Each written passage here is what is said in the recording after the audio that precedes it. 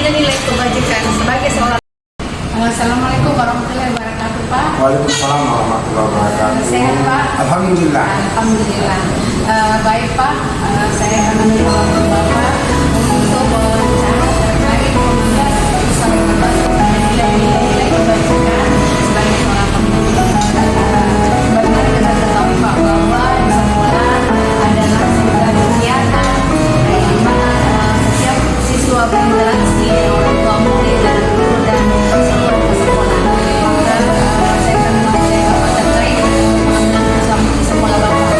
Tapi sebelumnya saya perkenalkan dulu bahwa beliau adalah Bapak Ahmad PDMPDI. Beliau adalah kepala sekolah di PT SPFSP Impres Al-Tua 1. Baik, Pak, kita mulai. Selama ini sebagai kepala sekolah Bapak mengidentifikasi kasus-kasus yang merupakan nilai etika dan moral. Bagaimana Bapak menanggapi tentang dilema etika dan menunjukkan moral? Baik, selama ini saya sebagai kepala sekolah mengidentifikasi kasus-kasus yang merupakan etika atau rujukan moral itu menjadi tantangan tersendiri bagi saya. Karena seorang pemimpin, seorang kepala sekolah itu mengidentifikasi kasus-kasus yang merupakan dilema etika atau rujukan moral adalah tugas yang penting.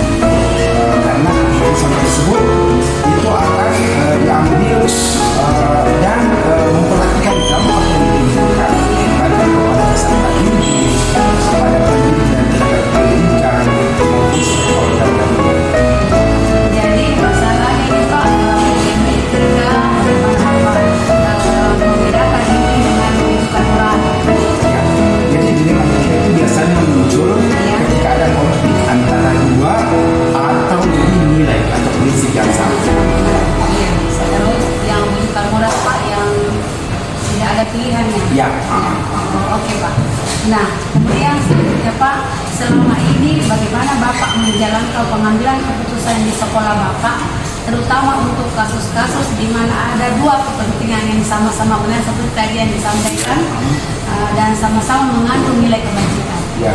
Jadi selama ini ketika ada kasus-kasus di mana ada dua kepentingan yang sama benar atau sama-sama mengandung nilai kebajikan, tentunya saya mengambil berbagai langkah-langkah, di mana yang saya harapkan ketika saya mengambil langkah tersebut semuanya dapat terakomodir.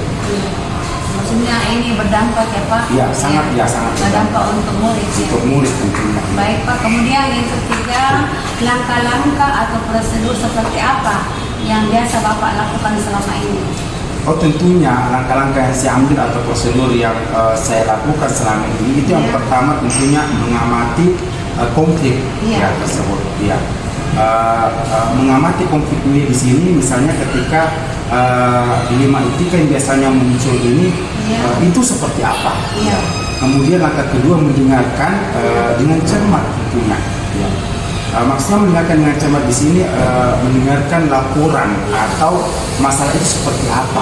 Mengidentifikasi barangkali Pak Kemudian mengevaluasi dengan keputusan, kemudian memahami rujukan moral, rujukan moral seperti apa di sini. Rujukan moral ini terjadi ketika seseorang itu seperti apa. Berusaha mempengaruhi keputusan dengan menggunakan tentunya argumen-argumen. Langkah selanjutnya tentunya adalah mempertimbangkan kebijakan sekolah dengan hukum, aturan sekolah kita seperti apa. Aturan yang ada. Betul sekali Bu. Selanjutnya tentunya saya konsultasi mengharapkan dukungan dari pihak luar. Di sini tentunya dia konsultasi dengan rekan atau yang rekan kepala sekolah atau pengawas, bisa juga dalam hal ini dinas pendidikan. Untuk apa? Tentunya diskusi terkait masalah-masalah itu bisa menjadi masukan buat saya dalam pengambilan keputusan nantinya. Dan terakhir tentunya saya merefleksi refleksi pribadi di sini, maksudnya kenapa bisa terjadi seperti ini dan kira-kira solusi apa yang bisa saya ambil. Oke Pak. Selanjutnya hal-hal apa saja yang selama ini Bapak anggap efektif dalam pengambilan keputusan pada kasus-kasus dilema etika? Seperti tadi yang Bapak gambarkan mungkin sudah termasuk ya. Ya, salah satunya itu tadi yang saya mengamati konflik dulu, kemudian mendengarkan dengan cermat, kemudian mengevaluasi dampak keputusan yang akan saya ambil di sini. Iya. Oke. Kemudian selanjutnya hal-hal apa saja yang selama ini merupakan tantangan dalam pengambilan keputusan kasus-kasus dilema etika? Ya, tantangannya di sini tentunya pastinya ada, misalnya ketika ada rekan guru yang sangat loyal, sangat profesional, tetapi di satu sisi ketika dia melakukan kesalahan, itu menjadi tantangan besar buat saya.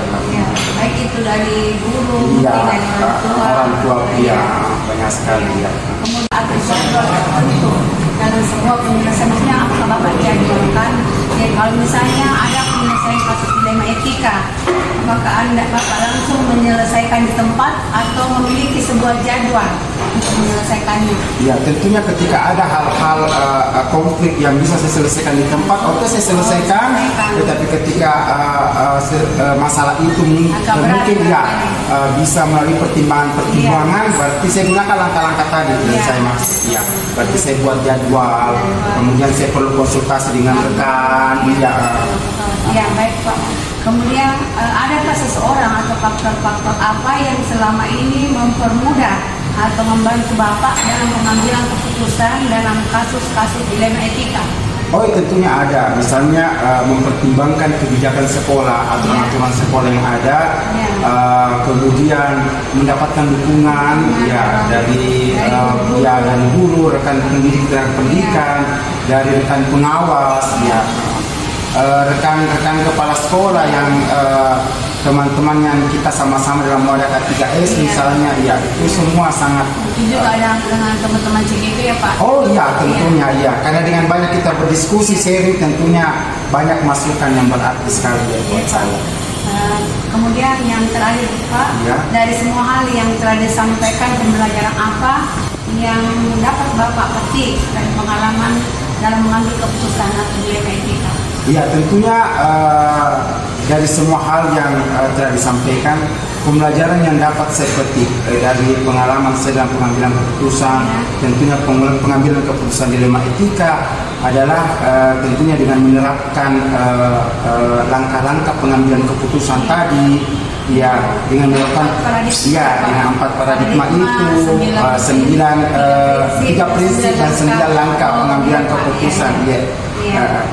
Tentunya dengan dengan saya melakukan mengambil langkah-langkah tersebut dan pendekatan-pendekatan tersebut, tentunya banyak hal yang bisa saya pelajari. Kemudian hasilnya luar biasa sekali. Ini akan mempermudah Pak dalam pengambilan keputusan saya sebagai pemimpin di sekolah. Luar biasa Pak, saya wawancaranya ini luar biasa. Saya sangat berterima kasih atas waktunya Pak. Semoga ini bisa bermanfaat buat saya sebagai CGP Angkatan 10 dan saya bisa menjadi pemimpin seperti Bapak. Terima kasih Pak.